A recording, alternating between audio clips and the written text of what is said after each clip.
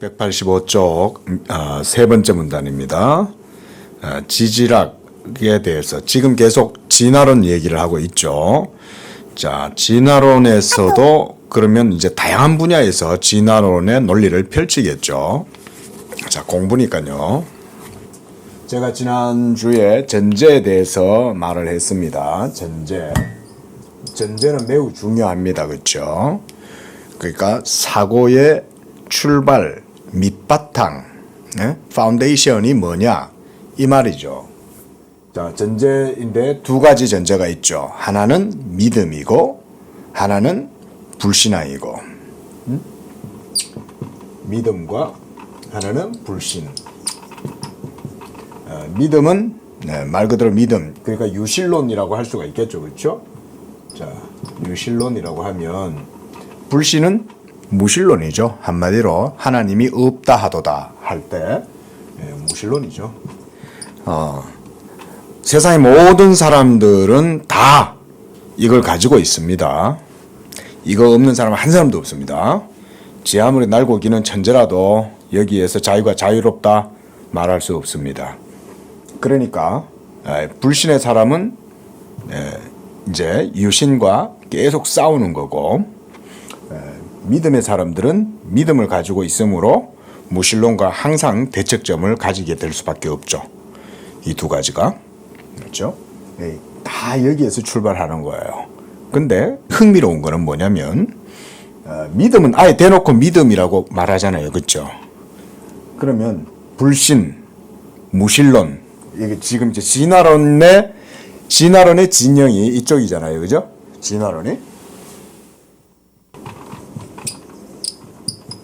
진화론이고 이쪽은 뭐예요? 창조론이죠. 그죠? 당연히. 여기는 창조론이죠. 근데 사람들이 이쪽은 과학적이라고 생각을 해요. 그렇죠? 이쪽은 대부분 다 이쪽이 과학적일 거라고 생각을 해요. 우리가 소위 말하는 사이언스가 이쪽이고, 이쪽은 과학이 아니라 어떤 추상적인 인간의 어떤 종교성 뭐 이런 거의 영역이다 뭐 이러면서 말을 애매하게 만들어 놓는 거죠. 그쪽은 영적인 것들을 추구하는 건데 그건 개인의 주관이고 뭐 이러면서 믿음이 과학과는 전혀 상관없다는 듯이 이런 식으로 매도하는 거죠. 아닙니다. 그거. 그러니까 이쪽은 말하자면 우리가 이제 비과학이라고 합시다. 신앙의 영역이다. 뭐 그들의 표현에 의하면 이쪽은 신앙의 영역이다. 이렇게 말을 하죠. 이런 거를 우리 개혁신학은 깨트립니다. 이게 아니라는 거를 보여줘요. 특히 바빙크가 지금 이런 논법들, 잘못된 논법이죠. 이런 편견들을 바빙크는 예리하게 보고 있습니다. 자, 그러면 이건 사실일까요? 진화론과 과학은 이꼴이다. 사실 아니죠. 사실 아닙니다. 바빙크는 이런 점에 대해서 정확하게 보고 있는 거예요. 그러면 창조론은 믿음이고 신앙의 영역이고 이러면 이건 비과학적이냐? 그게 아니라는 거죠. 그런 게 아니라는 거예요. 이거 우리가 지금 이거 이제 12장 하면서 요런 제가 지금 말씀드린 요런 어떤 두 presupposition 이런 전제에 대한 대립들에 대한 우리가 바른 팩트를 이해를 해야 돼요. 이게 우리가 개혁주의 신앙과 지식을 추구하는 우리 그리스도인들의 일종의 말하자면 나아갈 길이라고도 할 수가 있어요. 많은 사람들이 지금까지 여기 많이 쏟고 있죠. 진화론은 과학의 영역이고 이쪽은 신앙의 영역이다, 종교의 영역이다, 뭐 이런 식이잖아요. 그러니까 믿음하고 과학은 상관없다라는 식의 이해를 많이 가진단 말이에요. 자, 사탄이 이런 걸 속이는 거예요. 아셨어요? 우리가 고린도후서 같은 데 보면 이 세상의 영이 믿지 아니하는 자들 가운데 역사하는 영이 그리스도의 얼굴에 나타나는 하나님의 영광의 그 광채의 그 빛을 보지 못하도록 막는다 그러잖아요. 사탄이. 이런 방식으로 하는 거예요. 진화론은 과학이 아닙니다. 사실은 진화도 결국은 신앙입니다.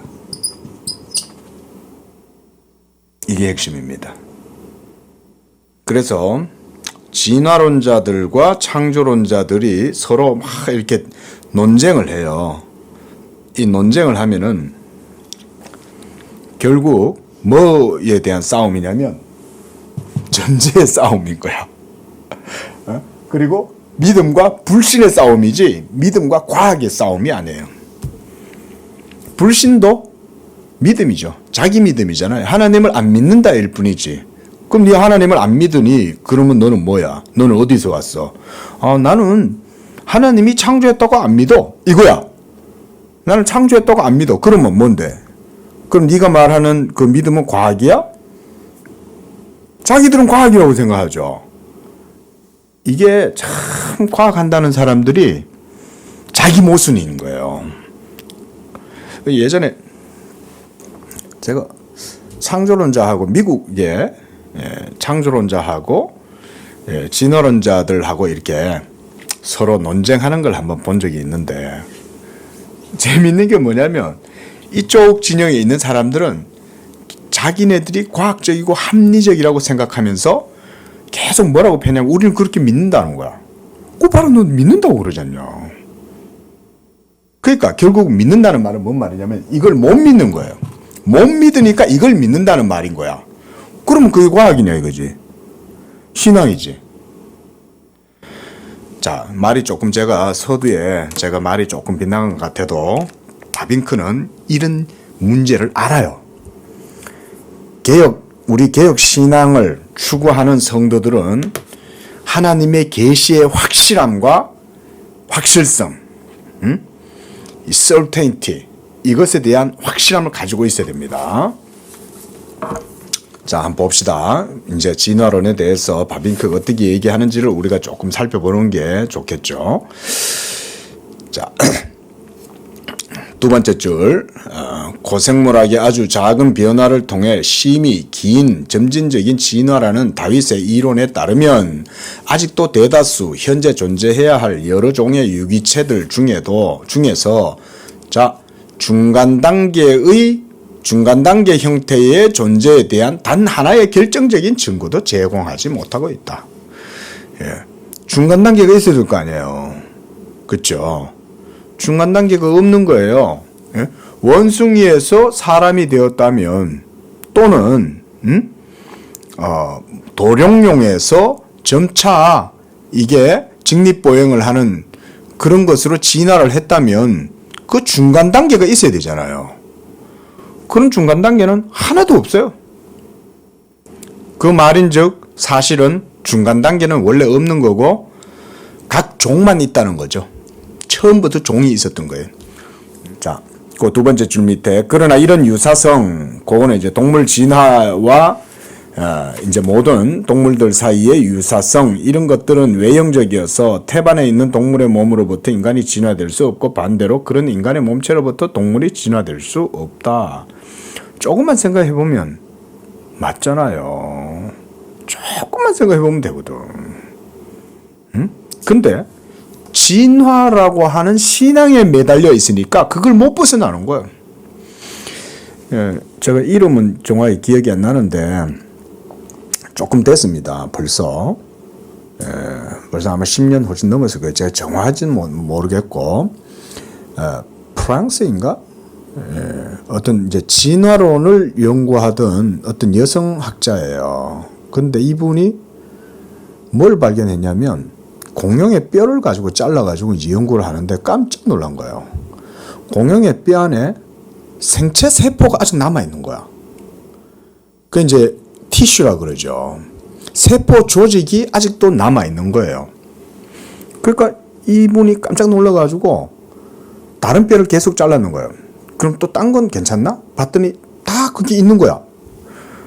생체 조직이 남아있으면 우리가 한국 사람들 잘해 먹는 거 뭐 있어요? 곰국이잖아, 곰국. 생체 조직이 남아있는 거는 끓이면, 그쵸? 예? 사골이 나오잖아요, 사골. 어? 그러니까 이분이, 자기는 진화론을 추구하는 과학자라고 생각을 하고 있으니까 이 사실을 받아들이기가 어려운 거예요.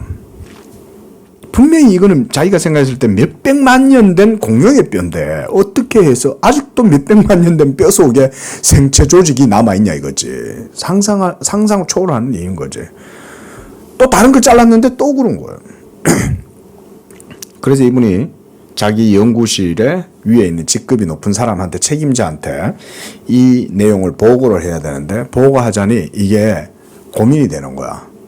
이걸 이 보고를 하면 이분이 너 돌았냐 이래 될 거 아니에요. 그분이 안 믿겠죠. 그러니까 이제 여자 과학자도 안 믿을 걸 아는 거예요. 못 믿을 걸 아는 거죠. 그러니까 말을 못하고 고민을 하다가 결국은 사실이니까 말은 해야 되겠다. 그러고 말을 했는 게 매스컴에 나온 거예요. 이게 이제 둘 중 하나죠. 응? 사실이 아니든지, 응? 아니면 자기들이 잘못 알았든지, 뭐 둘 중 하나인 거지. 예? 그걸 인정을 못 하는 거죠. 그러니까 믿지 못한다는 거예요, 이분들이. 믿지 못하겠다. 이렇게 말하는 거죠. 왜 못 믿습니까? 자기들은 진화가 과학적이고 거기에 생각이 사로잡혀 있으니까 그걸 인정을 못 하는 거예요. 응? 이렇게 이 불신앙이라고 하는 것은 무서운 거예요. 이 전제라고 하는 것은 무서운 거예요. 사람이 선입관에 탁 잡혀 있으면 그거 벗어나기 힘들죠. 중간 단계가 없습니다. 자, 그리고 거기서 밑에서 네 번째 줄 봅시다. 많은 사람들이 그것의 불가능성을 받아들이고 특별한 생명력에 대한 이전의 사상을 재생하였다. 물리학과 화학은 그 탐구를 계속함에 따라 무한히 작은 입자의 세계에 들어가면 갈수록 더 많은 신비들과 기적들을 발견하였고, 많은 사람들이 물질의 최종 구성체가 진료가 아니라 에너지라는 생각에까지 되돌아가고 있다. 그리고 더 이상 말할 것도 없이 의식, 그 다음 자유의지, 그 다음 이성, 양심, 언어, 종교, 도덕 등을 진화로부터만 해석하고자 하였던 모든 시도들은 성사되지 못했다. 과학의 경우 이런 모든 현상들의 근원이 만물의 근원에 대해서와 똑같이 어두움으로 가려져 있다. 모른다는 거죠. 과학은 궁극적이고 본질적인 것에 대해서는 몰라요. 현상, 드러난 것에 대해서는 과학적으로 설명할 의무도 있고 그걸 파고 들어갈 수는 있죠. 현상에 대해서는. 그러나 이게 왜 이런지는 모르죠. 아직까지도 물리에 있어서도 뭐 우리가 이제 나노 이런 것도 이제는 나노 같은 경우는 이제는 응용 가능하잖아요. 그래서 이것을 응용해서 실제로 이제는 이것이 일상적인 삶의 영역에까지 이제는 영향을 미치는데, 나노보다 더 깊이 있는 입자들도 있죠. 나노 단위가 있고, 그 다음에 또 이제 그 다음 뭡니까? 피코, 뭐 펜토, 뭐 이렇게 또 그 속에 또 들어가는 거예요. 그러면 그런 것에 대해서는 어떻게 되냐?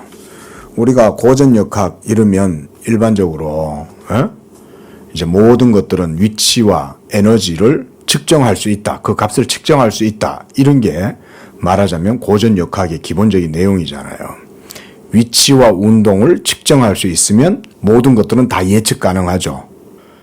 그렇죠? 입자의 위치, 그 다음 에너지 이런 것들, 운동 이런 것들을 파악을 할 수 있다라고 생각을 했는데 이게 아니게 된 거잖아요. 지금 이미 보세요. 이제는 우리는 양자 과학, 양자 물리, 그 다음에 양자 컴퓨터, 이제는 오늘날은 이제 제가 청년 때부터는 보면은 그때 뭐 나노 뭐 무슨 은나노 이러면서 그죠?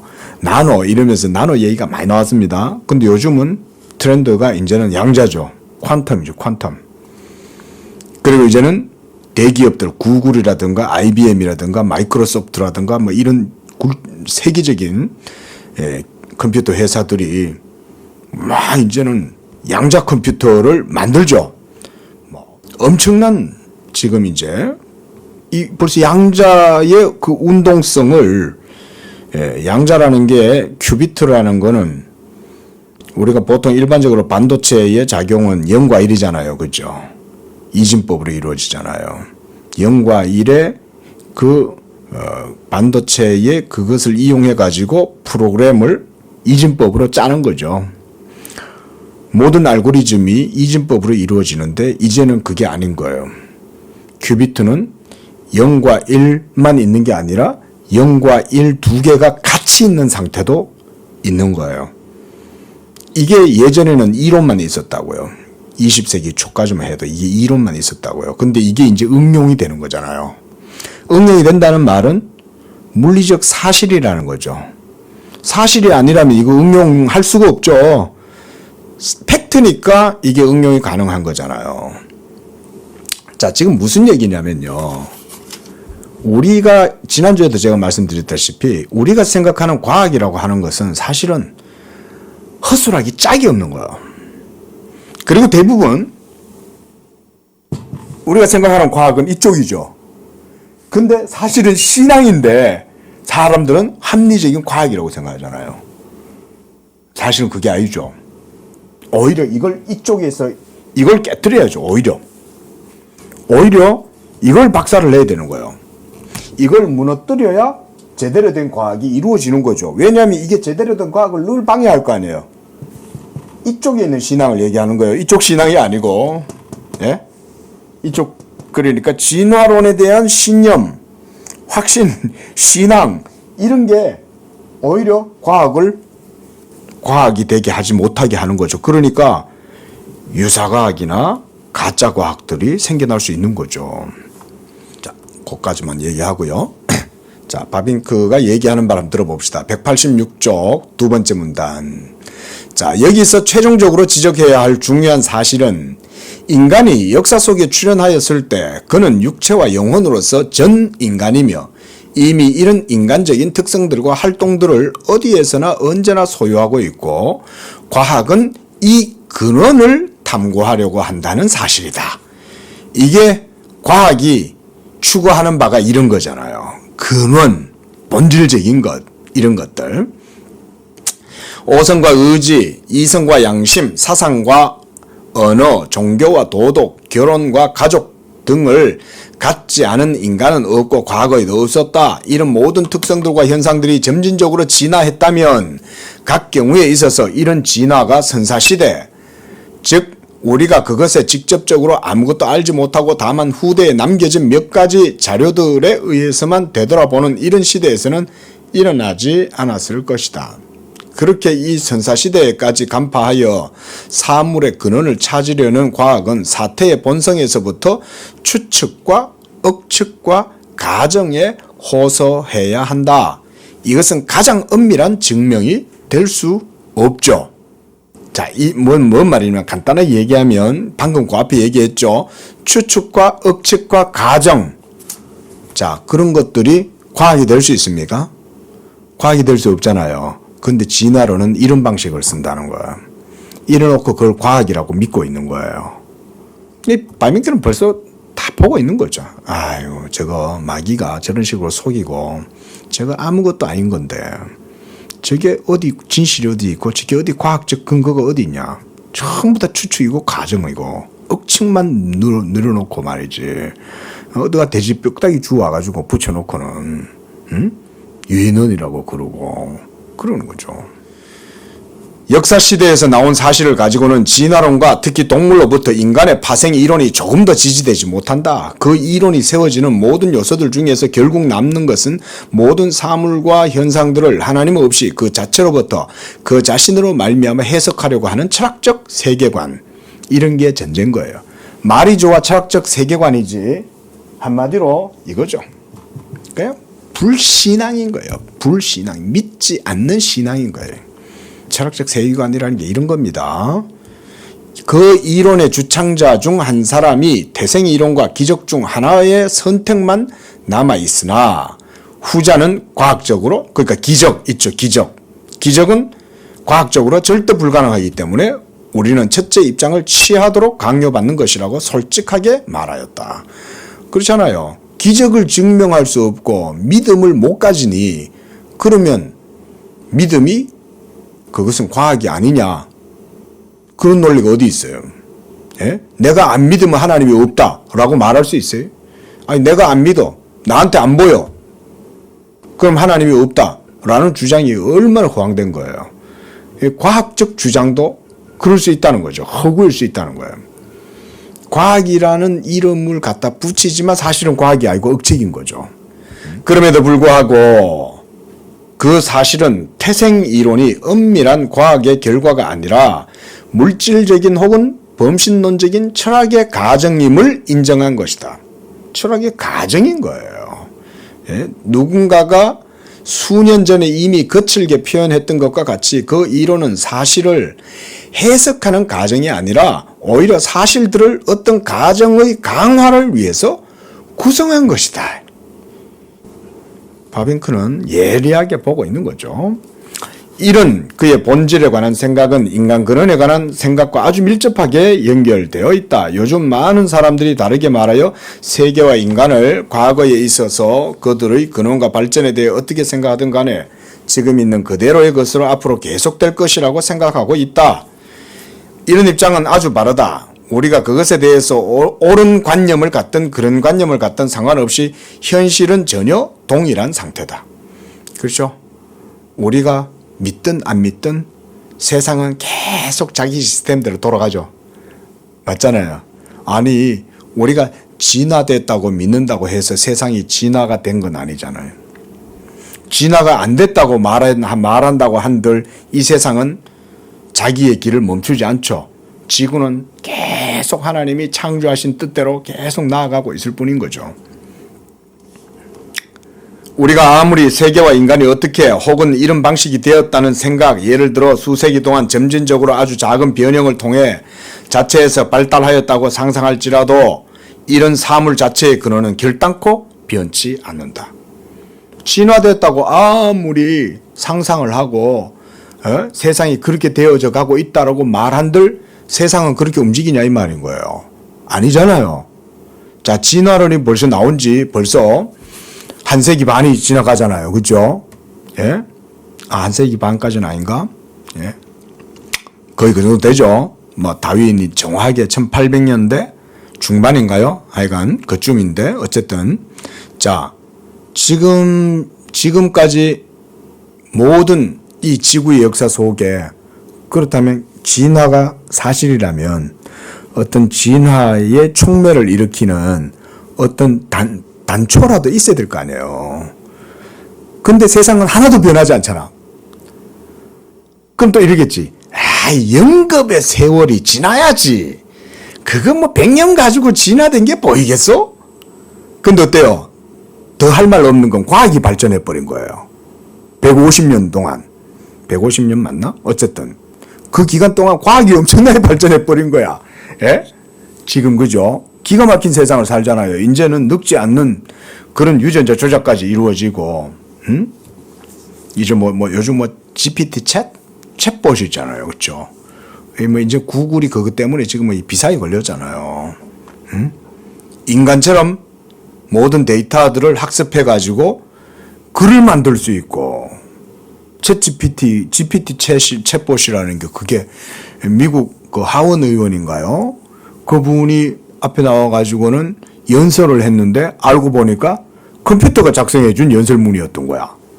아무도 그 연설문에 문제가 있다고 생각하지 않았는데, 예? 이런 시대에 우리는 지금 살아가고 있는 거죠. 보세요.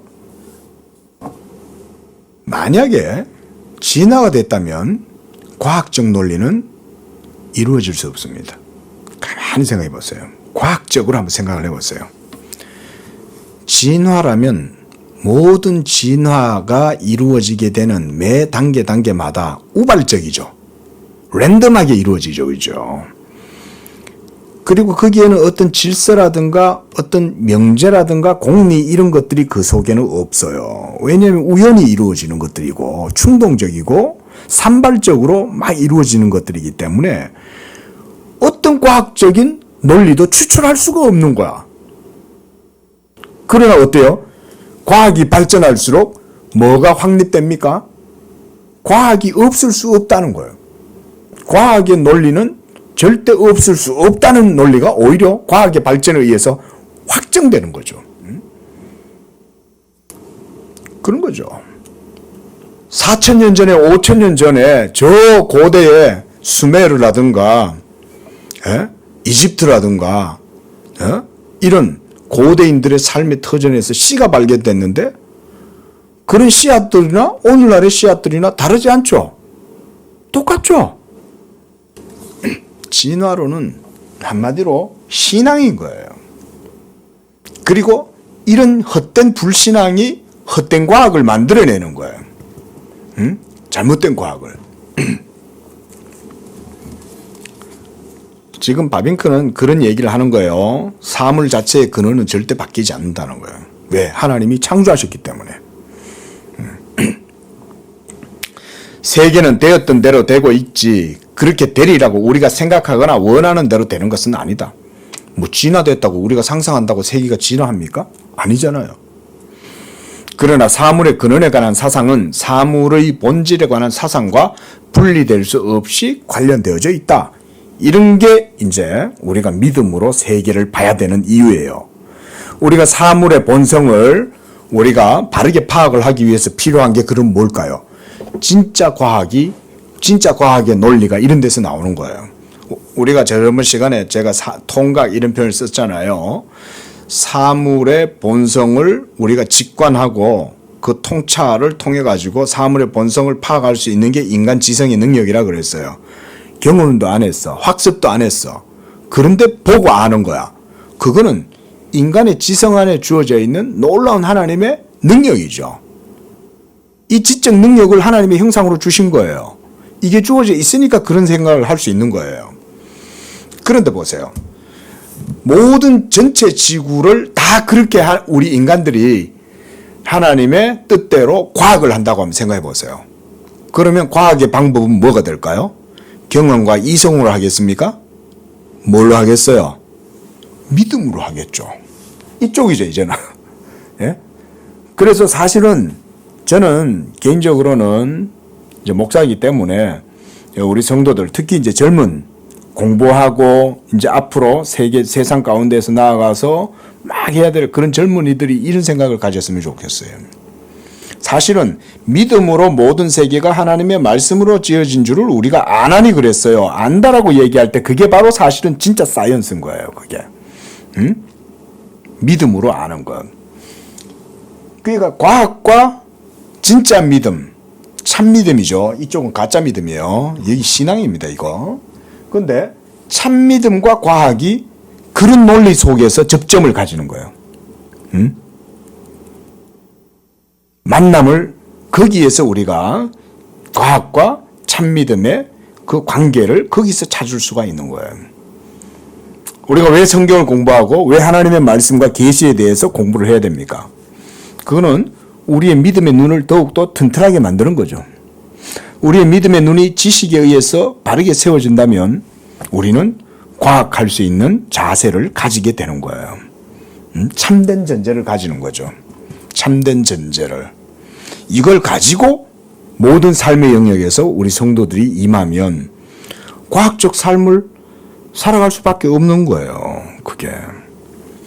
지금 여기서 그런 말을 하는 거예요. 사물의 근원에 관한 사상은 사물의 본질에 관한 사상과 분리될 수가 없는 거예요. 자, 첫째가 그럴 때 두 번째도 옳지 않다. 한마디로 단추 처음에 단추 잘못 끼우면 끝에 가서도 잘못 끼우죠. 그렇죠? 그 얘기입니다. 쉽게 말해서. 그래서 땅과 자연의 모든 부요함 또한 모든 피조물 특히 인간이 하나님 없이 세계 내에 있는 힘의 발달로만 발생했다고 생각한다면 그 논리로 생각한다면 이 말이에요. 그러면 벌써 단추를 잘못 끼운 거잖아요. 그죠? 단추를 잘못 끼우면 어떻게 되겠어요? 계속 잘못 끼우게 되겠죠. 그러면 계속 잘못된 과학적 논리가 전개되겠죠. 그렇죠? 컴퓨터 프로그램, 우리 교회도 컴퓨터 프로그램 하시는 분 있잖아요. 한번 보세요. 프로그램 언어가 어마어마하거든요. 우리는 상상을 못할 정도로 프로그램 언어 짜는 사람들을 어마어마하게 프로그램 짜는 거예요. 근데 그 프로그램을 짜는 것 중에 스크립트를 조금이라도 한번 잘못 짜보세요. 프로그램 언어를 짜다가. 그렇죠. 요즘 뭐 코딩이 유행이잖아요. 그러면 우리 건우까지도 코딩 가르친다고 막 그런다는데. 예? 그러면 스크립트가 어마어마하게 많다고요. 그 중에 조금의 스크립트만 틀려도 어때요? 프로그램 오류가 생기죠. 마찬가지죠. 과학도 마찬가지인 거예요. 모든 세계는 한치 오차도 없이 다 움직이는 거예요.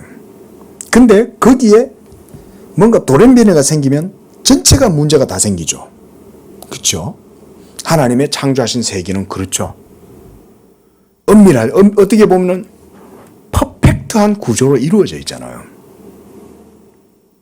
물론 죄와 사망과 저주로 말미암아서 거기에는 여러 가지 실존적인 고통과 사망의 세력이 그 속에 있지만 그럼에도 불구하고 모든 세계는 사실은 그렇게 완벽하게 과학적 논리로 짜여져 있죠.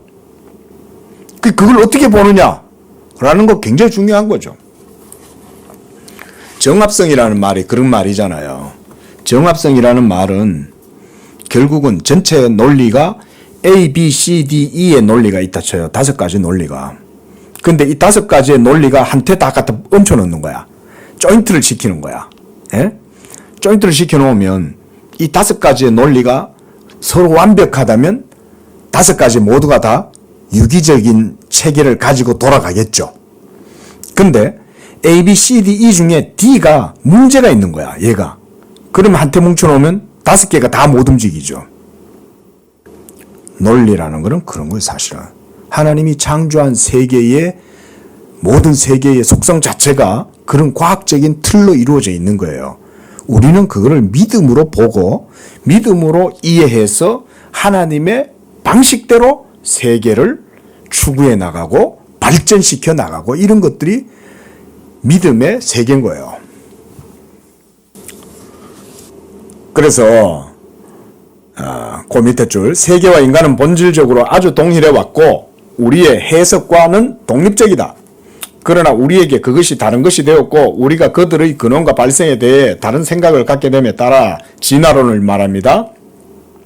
세계는 그 가치와 의미에 있어서 증대하였거나 감소하였다.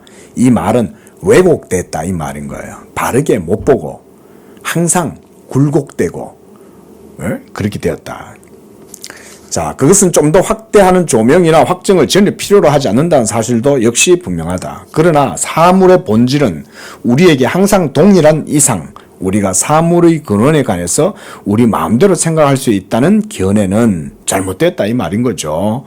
자, 예를 들어 성경이나 이스라엘 종교, 그리스도의 인격, 종교, 도덕 등의 이론에 있어서 계속 되풀이되고 그런 이유 때문에 인간의 본질에 관한 이론에 있어서 이런 견해의 잘못을 좀 더 증명하는 것이 유익할 수 있다. 그 일은 어렵지 않다. 왜냐하면 인간이 동물로부터 하나님 없이 맹목적으로 역사하는 자연의 힘을 통해서만 자체적으로 점점 진화하였다면 인간은 본질적으로 동물과 차이가 있을 수 없고 인간이 최고로 진화된 상태에서도 언제나 동물이라는 것은 당연한 것이기 때문에 그렇다.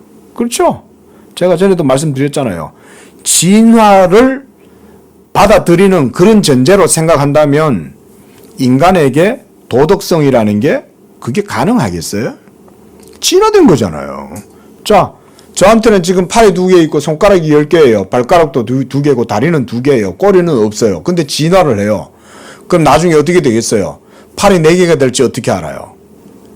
그런 내 자신의 모습이라면 내가 지금 현재 갖고 있는 모럴리티, 도덕성이라는 게 무슨 의미가 있어요? 아니, 니체는 도덕성을 부정하잖아요. 그렇게 보면 니체는 그 논리에서는 니체는 맞아. 그 논리로 보면. 만약에 진화의 논리라면 니체의 논리는 싱크로율이 높아. 서로 잘 호환이 될 수 있어. 하지만 니체가 틀린 이유가 뭡니까? 하나님을 믿지 않고 도덕성을 인정하지 않는다면 결국은 안 되는 거죠. 도덕성을 무시하고 세계를 발전시켰더니 인류가 지금 이 모양 된 거 아니에요? 예? 그러니까 이제 와서야 뒤늦게 모여가지고 전부 다 세계가 모여갖고 저탄소 하자 이러고 지금 그러고 있는 거 아니에요? 응? 우리나라 서로 잘 먹고 잘 살자고 서로 각국들이 서로 무한 경쟁 속에서 막 윤리 없이 그저 자본만 생산하고 잉여 생산만 하고 이렇게 해서 막 부가가치를 획득하고 이러면 그게 막 잘 사는 거다라고 그게 윤리다라고 생각했지. 근데 어떠냐 이거죠. 도덕성이 기뢰가 되니까 결국 문제가 생기잖아요. 응? 그러니까 창조 세계의 도덕성을 인류가 벗어나고 그걸 무시하고 과학을 추구했다가는 결국은 안 맞죠. 아까 제가 예를 들었듯이 5개의 톱니바퀴가 있다 쳐요. 5개의 톱니바퀴가 한테 딱 하나가 돼가지고 유기적으로 잘 돌아가려면 전부 다가 똑같이 맞아 떨어져야 돼요. 그런데 그 중에 어느 하나라도 무시하고 톱니바퀴의 톱니가 예를 들어서 365개라고 쳐요. 근데 다른 거는 364개야. 그럼 제대로 돌아가냐고요. 하나만 안 맞아도 못 들어가지. 우리 DNA도 마찬가지 아닙니까? 우리 DNA에서 아주 작은 그 하나의 어떤 유전체가 변형을 일으키면 전체가 다 문제가 생기죠.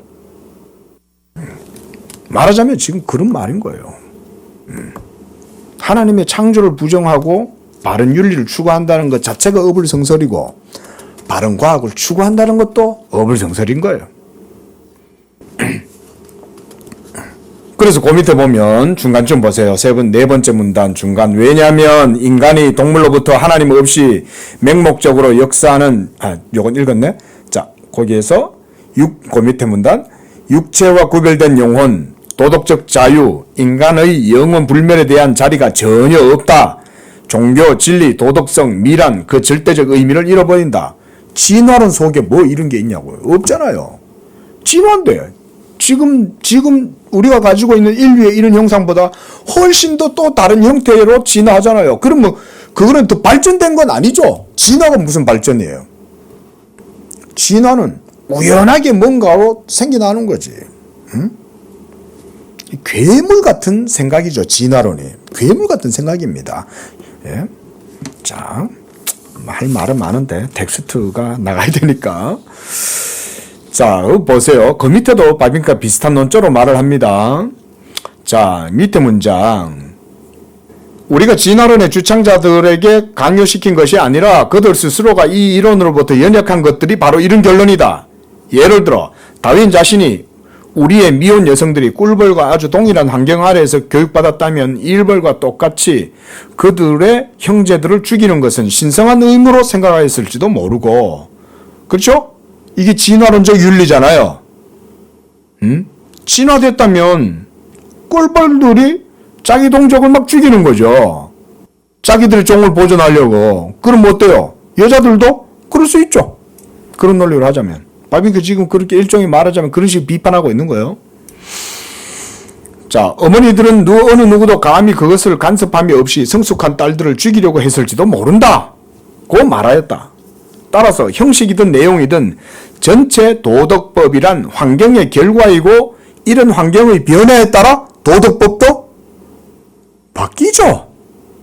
맞잖아요. 자, 이거 설명 안 해도 되겠죠? 그렇죠? 무슨 말인지? 그런 얘기예요.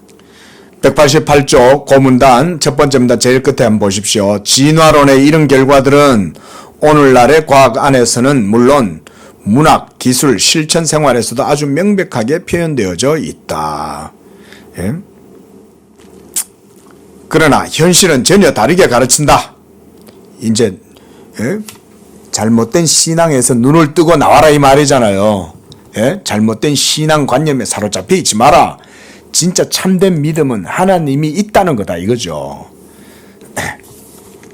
인간은 모든 것이 그 자체로 말미암아 되었고 어떤 것으로도 매여 있지 않다고 스스로 상상할 수 있다. 그러나 그는 모든 면에서 독립적인 피조물이다. 그는 그가 뜻하는 대로 행할 수 없다. 그가 육적 생활에서 항상 법칙, 호흡과피 순환, 소화와 생식의 법칙에 제한되어 있다. 그렇죠? 여기에서 자유로운 사람이 있습니까?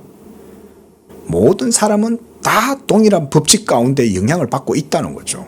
자, 그 다음 문단. 육적 생활 못지않게 영적 생활도 변덕 위에 지어졌다.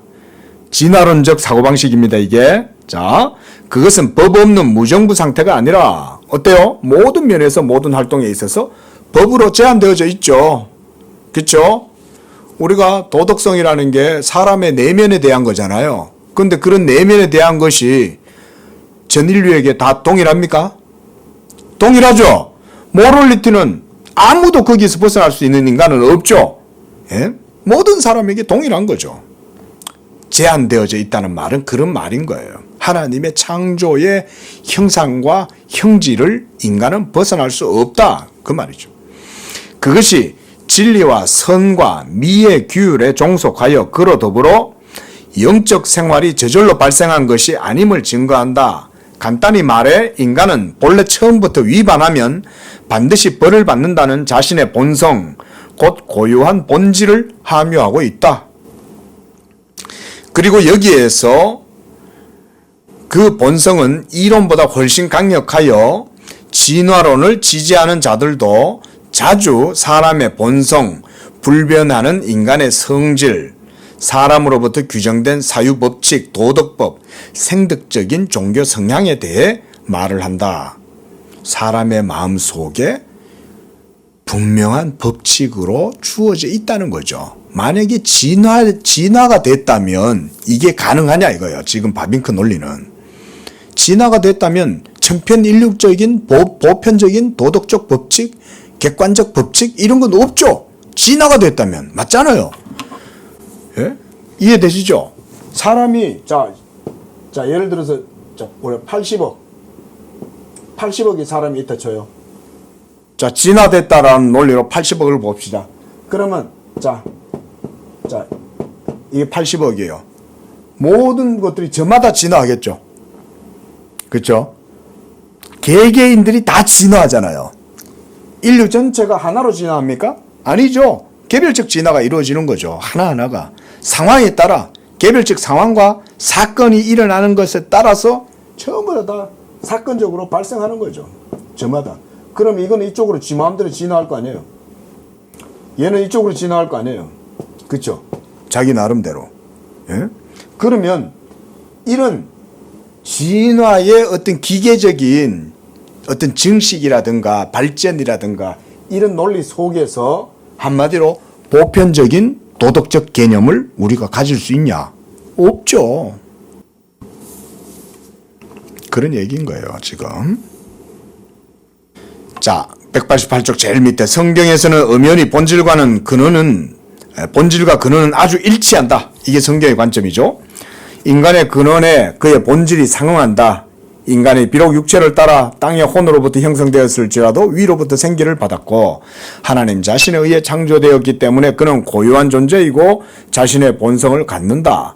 그의 본질은 그가 하나님의 형상이고 그의 모양을 나타낸다는 것에 있다. 이러한 하나님의 형상으로 말미암아 인간은 천사와 구별됨과 똑같이 동물과도 구별된다. 이제 인간 존재성, 성경적인 인간 존재성에 대해서 말하고 있는 거예요. 이제부터는 인간은 자신의 본성으로 말미암아 두 피조물과 일치하기도 하고 차이가 나기도 한다. 천사와 동물이 있죠. 자, 인간이 있고, 자, 인간도 있고, 천사도 있고, 동물도 있어요. 모두 다 하나님이 창조하신 거예요. 그렇죠? 다 천사도 창조된 존재들입니다. 그런데 두 피조물과 일치하기도 하고 차이가 나기도 하죠. 자, 천사도 지적이죠. 그렇죠? 지성을 가졌습니다. 천사도. 인간도 지성을 가졌죠. 하지만 천사들은 인간과 같은 피지컬한 몸이 없어요. 그렇죠? 그리고 말하자면 영적인 존재, 영체 말하자면. 우리는 그러나 영적 존재이긴 하지만 육은 가졌죠. 그럼에도 불구하고 천사나 인간은 다 동일하게 지성은 가졌죠. 동물에게 가지고 있는 어떤 의식이라든가 이런 것들은 동물의 본성에 맞게 주어져 있는 어떤 지적 활동을 하지만 그걸 인간의 지성이라고 할 수는 없어요. 동물들은. 모든 피조물과 같이 동물들도 하나님으로 말미암아 창조되었고 그들은 저절로 생긴 게 아니라 특별하신 말씀 하나님의 전능의 행위로 말미암아 존재하게 되었다. 더구나 그들은 직접 그 종류대로 창조되고 식물들도 마찬가지다. 모든 인간은 최초의 한 쌍의 부부의 후손들이고 따라서 한 종족을 이룬다. 그러나 동물의 경우와는 다르다. 동물은 소위 여러 원종들이 있다. 그러므로 오늘날까지도 동물학은 모든 동물 위에 한 형태의 동물을 연역하는 데 성공하지 못하고 있다는 사실은 놀라운 것이 아니다. 고래도 얼마나 종이 많습니까? 그렇죠? 예? 고래도 여러 종류가 있더라고요. 보니까 고래들도. 그런데 진화가 돼서 분화가 된 게 아니라 처음부터 고래도 여러 종이 있었던 거예요. 하나님이 그렇게 만드신 거예요. 그러므로 오늘날까지도 죄송합니다. 그것은 처음부터 직접 분류되어 그 본래의 그룹 혹은 기본 형태가 7가지 혹은 4가지다. 그것과 관련해서 또 확실한 것은 대부분 각종 동물들이 전 땅에 퍼졌던 게 아니라 제한된 구역에 살았다는 사실이다. 물고기는 물에서 살고 새들은 공중에 살고 육축들은 대부분의 경우에 있어서 일정한 땅에 국한되어 있다. 즉 백곰은 북극에서만 발견할 수 있고 오리너구리는 오스트레일리아에서만 발견된다. 창세기에서도 식물과 동물을 그들의 본성대로 종류대로 창조하셨다고 명확하게 언급되어 있다. 그러니까 종류대로 창조하신 거예요. 예? 종류대로. 하나님께서 원래 창조하셨던 종류들은 오늘날 동물들이 과학, 특히 린넨에 의해 분류된 종류들과 전혀 동일한 것이 아니라는 말은 아니다. 왜냐하면 첫째로 우리의 분류는 항상 유효할 수 있고 수정될 수 있고 아직도 동물학은 오류가 있고 다른 종의 것들을 같은 종의 다양성으로 생각하거나 그렇지 않으면 반대로 생각해버리기 때문이다. 이런 게 우리가 과학하는 과정 속의 시행착오죠. 지금 현재 이게 아무리 정확하게 보여도 지금 우리가 하는 과학의 계측, 도구, 방법 이런 모든 논리도 후대에 가면 수정되죠. 그렇죠? 옛날에는 현미경을 가지고 렌즈로 들여다봤지만 오늘날은 전자현미경으로 들여다보잖아요. 예? 그러면 가설이 무너지죠. 야, 옛날 현미경으로 들여다봤을 때는 그런 줄 알았는데 사실 알고 보니 그게 아닌 거지. 저 하늘에도 이제 제임스 웹이라는 전체 망원경을 우주에다 띄워놨잖아요. 어마어마한. 예? 근데 옛날에 우리가 뭐 보이저호라든가 뭐 이런 거 보내가지고 우주 망원경을 갖다가 띄워놓고 그걸로 봤단 말이에요. 근데 그런 걸로 받는 것하고 제임스 웹이라는 우주 전체 망원경으로 혁신적인 그런 것으로 보는 거하고 완전히 우주에 대한 이제 이미지가 완전히 달라지니까 뭐 거의 뭐 혁신이 일어난 거나 마찬가지라고 그러더라고요. 전체 물리학 하는 사람들이. 그러면 기존에 해왔던 과학적 논리나 가설들이라든가 상상들이 다 무너지는 거죠. 왜냐하면 기술이 발달하니까 과학이 또 발달하고 과학이 발달하면 또 기술이 또 발달하고 기술이 또 발달하면 또 과학이 발달하고 계속 이런 식으로 되면 나중에 어디에 도달하겠어요? 고정적이고 불변하는 객관적 사실에 도달하겠죠. 오해하지 않는 거죠. 상상하지 않는 거죠. 그죠? 예? 더 이상 이런 무지의 신앙으로 세상을 보지 않는 거예요. 그러면 직면하게 되는 사실을 그대로 받아들이려면 뭐가 필요하겠냐 이거예요. 하나님을 인정하지 않을 수가 없는 거예요. 하나님이 있구나. 이걸 인정하면 그 과학성도 바르게 규명이 되는 데까지 도달하는 거예요. 과학과 믿음의 관계는 그런 것 속에 있어요. 예? 그러니까 믿음을 비과학이라고 함부로 여기면 안 돼요. 예? 자, 요건 넘어갑시다. 다 그런 얘기고요. 자, 그 다음 190쪽. 그러나 무엇보다 식물의 창조는 다른 동물들의 창조에 있어서 그들은 특별하신 권능 행위로 존재하게 되었다. 지금 이제 창조죠, 그죠? 계속 창조로 믿음으로 세상을 봐야 된다고 지금 말하고 있는 겁니다. 이런 게. 자, 그 다음 문단. 이런 동물들의 독특한 근원은 역시 그들의 본질에 빛을 비춘다. 이런 근원은 동물들이 인간보다는 땅과 자연과 아주 밀접하게 관련되어 있음을 보여준다. 동물들은 참으로 생물체들이고 비유기체, 피조물들과 무생물체들과 구별이 되고 있다. 따라서 자주 그들은 살아있는 혼들이라고도 불린다. 그러니까 동물의 혼은 땅으로 내려가고 뭐 이런 식의 성경의 표현이 있습니다. 근데 혼이라는 건 일종의 말하자면 정신이라고 할 수 있어요. 동물의 혼이라고 하는 것에 그런 표현들이 있긴 한데 인간의 영혼하고는 다르죠. 인간의 영혼하고는 다릅니다. 하지만 동물이 나름대로의 혼을 가지고 있다는 말은 뭐냐면 동물 특유의 본성에 적합한 정신은 동물에게도 있다 이 말인 거죠. 동물도 허름하고 돈 없고 뭐 이렇게 좀 자기들 보기 좀 사람이 약간 좀 기도 맥도 없고 막 이렇게 좀 보이고 추리해 보이면 개도 무시하죠. 사람을. 그러더라고요. 개도 옷 잘 입은 사람한테는요 함부로 안 해요. 개를 기르니까 그런 거 좀 느껴집니까? 그리고 이상한 사람은 알아봅니다. 개도 판단력이라는 게 자기 나름대로 갖고 있는 거예요. 우리가 그런 걸 볼 때 뭐라고 그랬습니까? 하나님이 창조하신 세계의 속성이 그 종에게 있다 이건 거예요. 생명의 일반적 원리에서는 동물들도 혼을 갖는다. 그러나 이러한 혼은 생명의 원리는 동물의 경우에 있어서도 자연 곧 신진대사와 아주 밀접한 관련되어 있기 때문에 전혀 독립하거나 자존할 수 없고 신진대사와 분리되어서 생존할 수 없다. 따라서 죽음과 동시에 동물의 혼도 없어진다. 이로부터 더 나아가 비록 동물들이 특히 고등동물들이 인간과 같은 기관들을 소유하고 지각하고 보고 냄새 맡고 맛보고 느끼는 것 표상들을 형성하고 그 표상들을 결합할 수 있을지라도 이게 동물들의 지적인 활동이죠.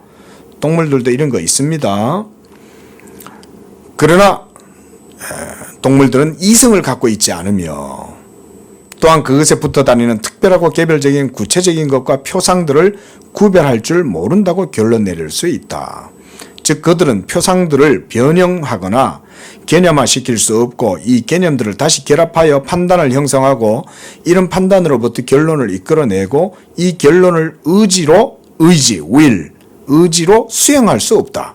우리는 이게 가능하죠. 이게 지성이죠. 그렇죠? 과학을 할 때 사물의 본성을 파악한단 말이에요. 그러면 그 과학 정신을 통해서 사물의 본성을 파악을 해서 이게 맞나 아니냐 가설과 검증을 하겠죠. 그래서 실험을 해보는 거죠. 사고 실험부터 시작해서 실제로 실험도 해보는 거죠. 실험을 해보고 검증을 해서 이게 맞다 라고 하면 그 다음에 그거를 접목해 가지고 실제로 또 한번 해보는 거죠. 이런 게 가능하지만 동물은 그렇게 할 수가 없죠. 표상은 할 수 있지만 표상을 서로 조합할 수 있는 능력은 동물에게는 없죠. 동물은 동물 자신에게 주어져 있는 본성과 본능에 따라서 주어진 환경 내에서만 자기의 일을 할 뿐인 거예요. 자, 저도 더 깊이는 못 들어갑니다. 바빙크가 이 정도에서 설명을 해주니까 저도 그런 얘기들을 하는 거고. 자, 어쨌든 제가 이걸 보면서 한 가지 느끼는 게 바빙크는 어떻게 이런 것까지 다 할까? 어때? 좀 그런 생각 안 드세요? 예? 어떻게 이런 거 다 할까? 어떨 것 같아요? 뭐 때문일 것 같아요? 바빙크가 어떻게 해서 이런 내용들을 이렇게 쭉, 물론 대단한 실학자긴 하지만 그가 천재여서 이럴까요? 물론 어떤 그런 이런 박학다식한 어떤 그런 아주 박식한 그런 게 있겠지만 그것 때문에 그런 건 아니죠. 이런 통찰력을 가지게 된 건 뭐 때문이겠습니까? 계시의 정신이 있기 때문에 그런 거예요. 이게 우리 기독교 지식의 근원이잖아요. 네? 하나님의 계시의 한마디로 말하면 계시의 조명 또는 통찰이라고도 할 수 있겠죠. 이게 있으니까 사물을 하나님의 말씀의 눈으로 보는 거예요. 그래서 우리가 히브리서 말씀에 그걸 기억할 필요가 있죠. 믿음으로 모든 세계가 하나님의 말씀으로 지어졌다는 걸 안다 라고 할 때 그 안다는 거예요. 안다는 것. 이 알미 믿음이라고 그랬어요. 그렇죠? 우리가 믿음으로 아는 거예요.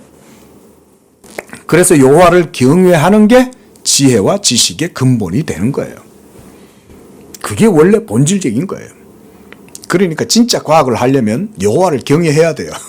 예? 여호와를 경외하면 바른 과학적 방법들을 추구하게 돼 있어요. 예. 이제 예수 그리스도가 완전히 통치하게 되면 이런 식으로 과학이 이루어지겠죠. 그 밑에 것까지 보고 마치겠습니다. 이 모든 점에서 인간은 동물보다 훨씬 뛰어나다. 둘 사이에 점진적인 변이가 아니라 깊은 단절이 있다. 인간과 동물에는 이런 분명한 단절이 있어요. 비슷한 것도 있는 것 같지만 그거는 본질적인 유사함이 아니에요. 이런 독특한 본질을 구성하는 것, 즉 이성과 의지, 생각과 언어, 종교와 도덕 등은 동물에게서는 멀다. 그러나 동물은 인간을 이해할 수 없고 인간 역시 동물을 파악할 수 없다. 오늘날 심리학이 인간의 영혼을 동물의 혼으로부터 해석하려고 하나 이것은 그에 대한 역행의 길을 걸어가는 것이다. 인간의 영혼이 동물의 혼에 대한 해석의 열쇠다. 오히려 이렇게 볼 수 있다 이 말인 것 같네요. 그렇죠? 인간 영혼이 동물의 혼에 대한 해석의 열쇠다. 자, 동물은 인간이 소유하고 있는 것은 없지만 인간은 동물에게 고유한 것도 소유하고 있기 때문이다. 이런 논리네요. 그렇죠? 자, 넘어갑니다. 이것은 인간이 실제로 지금 이미 동물의 본질에 대해서 속속히 알고 있다는 말이 아니다. 전 세계가 인간에게 있어서 그 해결을 찾고 있고 찾을 수 있는 문제 덩어리이다. 그와 똑같이 각 동물은 살아있는 수수께끼다. 동물의 의의는 결코 인간에게 유용하고 그에게 음식과 커버, 옷과 장식물을 제공하는 데 있지 않다. 그렇죠. 밍크 코트가 동물의 본질은 아니죠. 그렇죠? 그런 말입니다. 우리는 곰 쓸개를 웅담을 먹는 거를 곰의 본질이냐 생각하겠지만 곰 발바닥이 그렇게 요리에 좋은지는 모르겠지만 상어 지느러미가 캐비어가 그렇게 좋대지만 그런 게 본질적인 건 아니잖아요. 그렇죠? 인간이 이기적으로 모든 것들을 자기 이익을 위해 멋대로 이용하는 것보다 자연을 복종시키고 지배하는 것을 내포한다. 동물 세계는 역시 우리의 과학과 예술, 종교, 도덕을 위해 의미를 갖는다. 하나님은 그를 통해 우리를 위해 준비하시고 많은 것들을 말씀한다. 식물과 동물 세계를 포함한 온 세계로부터 우리에게 말하는 것이 하나님의 생각이고 그의 말씀이시다. 식물학과 동물학이 그의 생각의 흔적이라면 전체 자연에 관한 학문과 더불어 그들은 인간뿐 아니라 특히 어떤 그리스도인들도 무시할 수 없는 영광스러운 과학들이다. 그렇다면 인간을 위한 동물 세계의 윤리적 의의란 얼마나 풍부하겠는가? 지금 이해됩니까? 이거 내용이? 자, 요거 읽고 잠깐 설명을 마칠게요. 동물이 그 위로 인간이 올라가야 하고 거기까지는 다시 내려가서는 안 되는 아래 한계를 지시해주고 있다. 인간이 이성의 빛을 어둡게 하고 하늘에 매여 있는 띠를 잘라내고 땅에서 그의 모든 즐거움과 기쁨을 찾는다면 인간은 동물이 될 수 있고 그보다 못할 수도 있다. 동물은 우리의 덕과 부도덕의 상징들이다. 개는 충성의 상을, 거미는 산업의 상을, 사자는 용기의 상을, 양은 양순의 상을, 비둘기는 순결의 상, 곧 하나님을 갈구하는 영혼의 마음을 그려주고 있다. 그러나 그와 마찬가지로 여우는 개교의 상, 벌레는 빈곤의 상, 호랑이는 잔인의 상, 돼지는 비열의 상, 뱀은 사악한 속임의 상을 그려주고 그 형상이 인간에 가장 가까운 원숭이는 위로부터 온 영이 없는 육체적 기관의 특성이 무엇을 의미하고 있는지를 선포해준다. 원숭이에게서 인간은 자기 자신의 풍자 그림을 직관하게 해준다. 무슨 말이냐면 인간과 동물에는 근본적 차이가 있죠. 본질적 차이가 있어요. 그죠? 그럼에도 불구하고 하나님이 동물들을 왜 창조하셨냐? 일종의 바빙크의 저는 해석이라고 이렇게 표현할 수 있다고 봐요. 동물들을 통해서 인간들이 동물을 볼 거 아니에요. 그죠? 그러면 여기에서 지금 긍정적 의미에서 동물의 의미들, 우리가 개미는 예수님도 그랬잖아요. 게으른 자여 개미에게 가서 그 하는 것을 보고 지혜를 얻어라. 잠언서에도 말씀하고 예수님도 개미를 봐라 그랬단 말이에요. 그럼 하나님이 개미를 만드셨을 때 그 개미가 보여주는 하나님의 창조의 어떤 뜻과 지혜가 거기에 나타나는 거죠. 도덕성 이런 것들이 그 속에도 있는 거죠. 개미는 자기들의 여왕을 지키기 위해서 자기 몸도 던지죠. 그런데 우리는 하나님의 영광과 이름을 지키기 위해서 자기 몸을 안 던지잖아요. 그럼 그런 걸 보면서 우리는 배울 수 있잖아요. 개미도 자기의 여왕을 지키기 위해서 자기 종족을 위해서 저렇게 헌신하는데 어찌 하나님의 백성인 이스라엘이 하나님을 섬기지 않을 수 있으랴. 이런 식으로 생각할 수 있잖아요. 그렇죠? 이 개만도 못한 인간아 라고 얘기할 때 개는 충성스러움을 보여주는 거죠. 말하자면 하나님이 창조한 이런 인간과는 다른 그런 특성과 본성을 가지고 있지만 하나님의 창조의 지혜가 모든 창조된 동물들 가운데 그 형상 속에서 드러내 보여준다. 그런 말들을 바빙크가 이렇게 표현을 합니다. 자, 시간이 가서 오늘은 여기까지만 하겠습니다. 자, 기도합시다. 자비로우신 아버지 하나님 감사합니다. 이와 같이 또 우리가 이런 공부들을 통해서 우리를 창조하신 창조주 하나님과 또 우리를 통해서 영광 받으실 그 하나님의 뜻을 우리가 더 깊이 있게 생각을 해봅니다. 하나님 무엇보다 우리에게 더욱 큰 은혜와 믿음으로 하나님께서 복을 주시고 이 믿음으로 하나님의 모든 창조하신 세계를 깊이 바라볼 수 있게 해주시고 믿음으로 또한 참된 지식을 추구하는 그런 복된 삶이 되도록 인도해 주시옵소서. 예수님의 이름으로 기도합니다. 아멘.